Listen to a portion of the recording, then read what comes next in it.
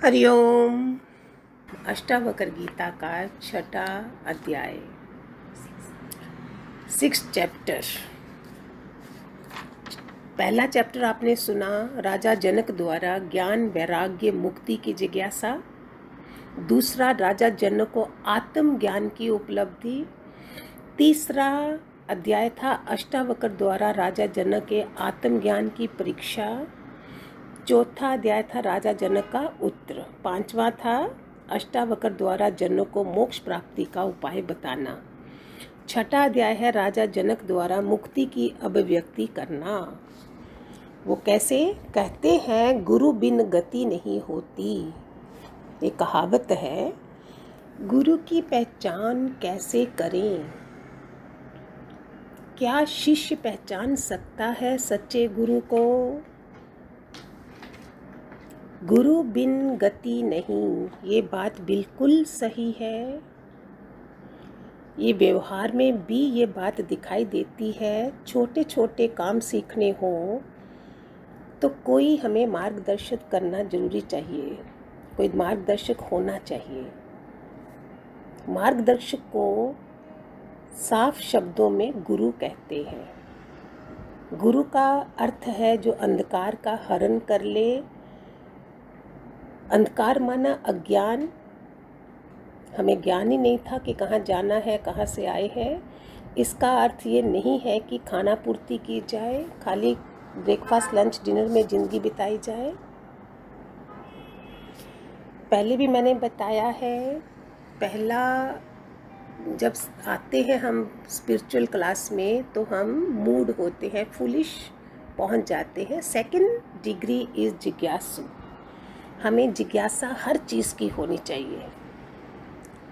अभी कोई केक बनाता है तो आप बोलोगे कैसे बनाया, है ना जिज्ञासा। ये कपड़ा कहाँ से लिया?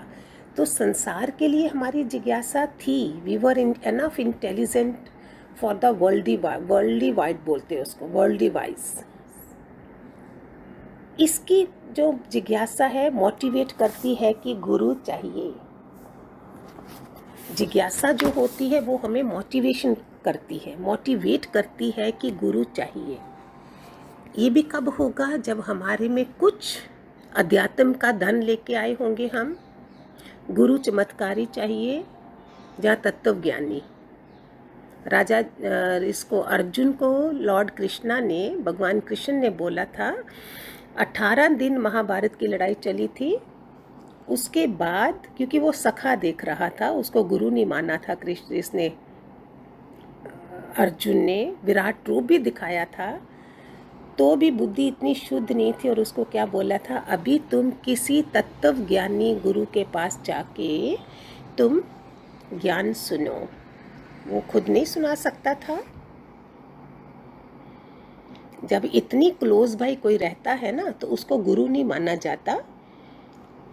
इतनी हमारी उच्चता नहीं होती है। वो तो उस लेवल पे आ जाएंगे, तुम उस लेवल के से भी छोटे हो तो तुम्हारा पतन हो जाता है। हमारी आँख ही नहीं होती कि ये भी हमारी तरह ग्रस्त में है और ये ऐसे कैसे बन सकता है इंसान। इसको जिज्ञासा बोलते हैं। गुरु की खोज में महत्वपूर्ण भूमिका है। इस दुनिया में गुरु की खोज ही अगर करना, ये भी बहुत महत्वपूर्ण समझा गया है। अगर आप सच्चे जिज्ञासु हैं, सच्चा जिज्ञासु होगा जो कितनी क्लासें लांग के आया होगा, तो एक जन्म में अगर गुरु करा है तो वो कई जन्मों तक हमारा काम शुरू हो गया और हमारी ये संसार में भी वो आँख रहेगी। फिर इस कलयुग के टाइम, वायरस के टाइम पे अगर हम ये अष्टावक्र संवाद सुन रहे हैं, ये कितने पुण्यशाली भाग्य आत्माएं बन चुके हो आप सारे। तभी आपके कानों में पड़ रहा है और इतना चैनल भरे हैं और आप सुन रहे हो, उसको लगा भी रहे हो, फिर मेरे से क्वेश्चन भी कर रहे हो। शिष्य के लिए कठिन है गुरु को पहचानना, कारण तत्वज्ञानी को तो वही पहचान सकता है जो स्वयं भी वैसा ही हो। तो इसमें क्या होता है, अगर आपका पहला सीढ़ी था, ये पहला जन्म था, जो कितने लोग चले जाते हैं, हज़ारों आते हज़ारों चले गए हमारे सामने। वो क्या होता है, नहीं होता है धन पॉकेट में, हर जन्म वो वैसा ही करते हैं, वो भटकते हैं।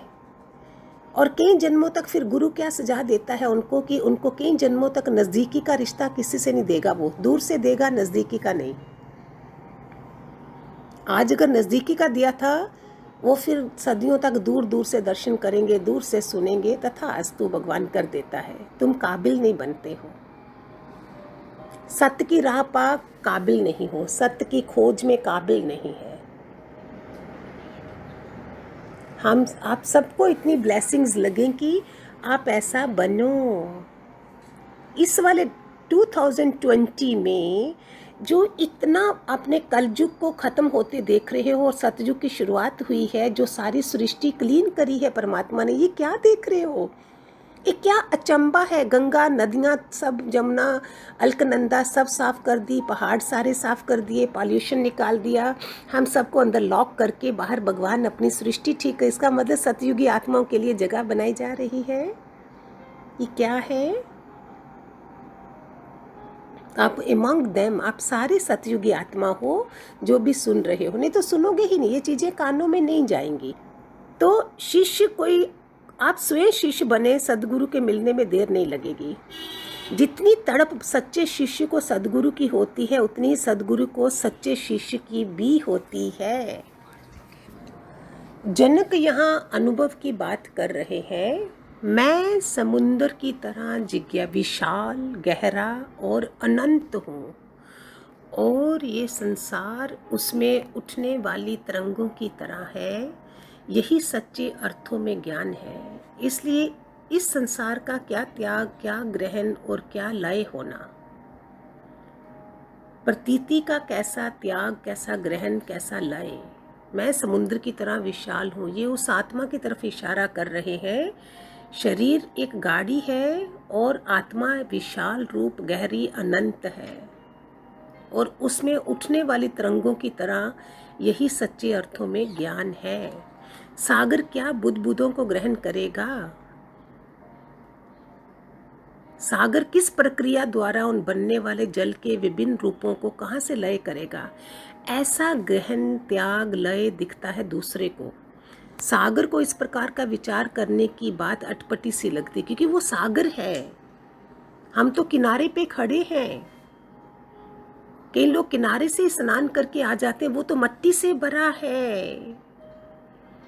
दरवाजे से सत्संग सुन के सोचेंगे हो गया काम, वो तो मट्टी से, कीचड़ से भरा है।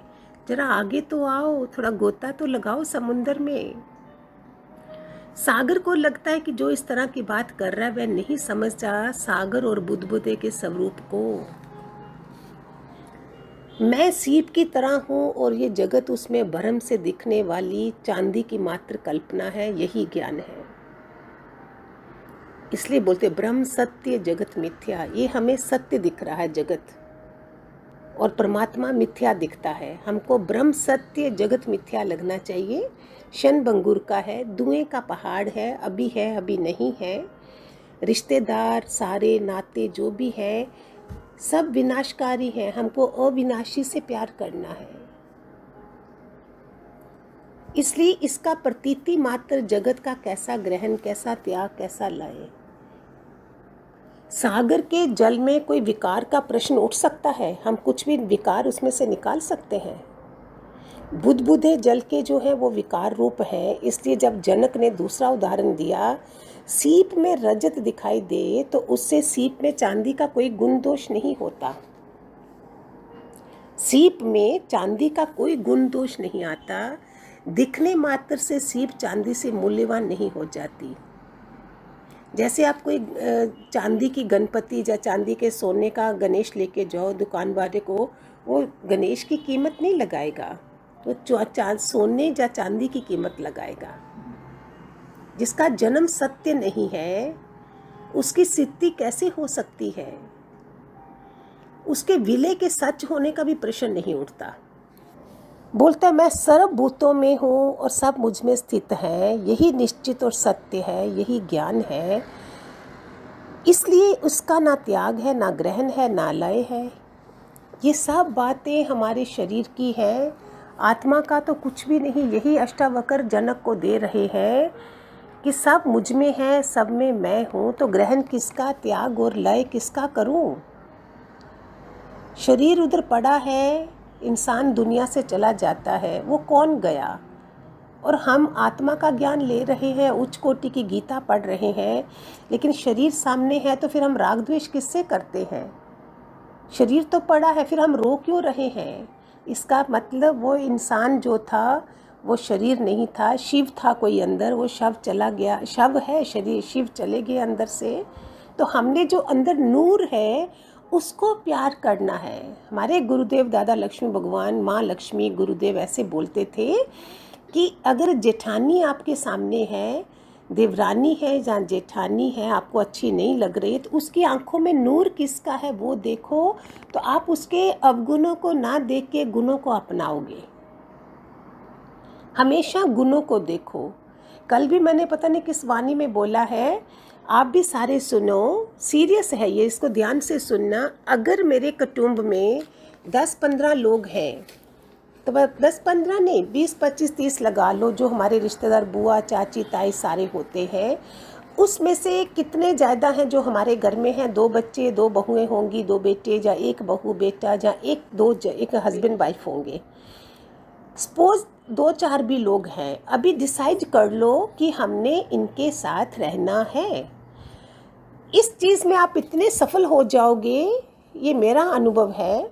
जिन लोगों के साथ हमने रहना है उनके हमने अवगुण नहीं देखने, नहीं देखने, नहीं देखने हैं, और आपका रिश्ता कितना सुंदर हो जाएगा। अष्टावक्र का सुना हुआ सारा पुण्य आपको मिल जाएगा अगर आप इस ज्ञान को, इस लाइन को लगा लेते हो कि मुझे जिनके साथ दिन रात मुझे रहना है, पड़ोसी भी हो सकते हैं उसमें, तो वहाँ मुझे हर चीज़ को लेट गो करना है और उसको गुणों को देखना है, अब गुणों को नहीं देखना है। अब करना कभी क्वेश्चन नहीं मुझे करोगे कि मेरा रिश्ता ख़राब है, वो मुझे नहीं समझता है वो इंसान, ये आपकी ज़िंदगी से ये क्वेश्चन चला जाएगा। आपका जीवन कितना सुंदर हो जाएगा। जो अष्टावक्र जनक को नहीं बता सके वो मैं आपको बता रही हूँ। आपका संसार छोटा है, जनक का महल इतना है, जनक के संसार में लोग इतने हैं, हमारे लोग बहुत थोड़े हैं। उसमें से भी अगर हम क्वेश्चन करते हैं, दुखी होते हैं, तो it means I am not a successful person till today whatsoever as I have reached. अगर वो गलतियां भी हो गई हैं, वो गलतियां हम दोहराएं नहीं। इस चीज़ को समझोगे तो पूरी अष्टावक्र का सारा पुण्य आपके ऊपर लगेगा, आप खुशहाल जीवन जियोगे। आप हमारे हो, रोज़ मैं बोल रही हूँ ये चैनल आपका है, हम आपके हैं, आप हमारे हो, ये दुनिया अपनी है। परमात्मा खुश हो जाए कि लॉकडाउन के टाइम पे ये कौन ये बोल रहा है। अपने पड़ोसी को भी जाके देखो इन दिनों, शायद किसी को इमोशनल कोई हेल्प चाहिए हो, पैसों की हेल्प सबको नहीं चाहिए होती है, उस पर ज़्यादा ग्रेट मत माना करो। पास में बैठ के बात करो, फ़ोन करो, वीडियो कॉल करो, दूसरे को सहारा मिले। नेक्स्ट डोर मेरे नेबर होंगे और मुझे पता नहीं होगा कि वो किस हालत में है। ब्रह्म ज्ञानी तत्व ज्ञानी गुरु का मिलना माना, मेरा सारा 84 लाख खत्म हो गई है। ब्यूटीफुल जीवन होगा, सारा पुण्य मिले आपको इस गीता के सुनने का, और आपके घर में पूरा राम राज्य फैल जाए कलयुग में। ठीक है, हरिओम। टू बी कंटिन्यू करेंगे, 7वां अध्याय होगा। हरिओम।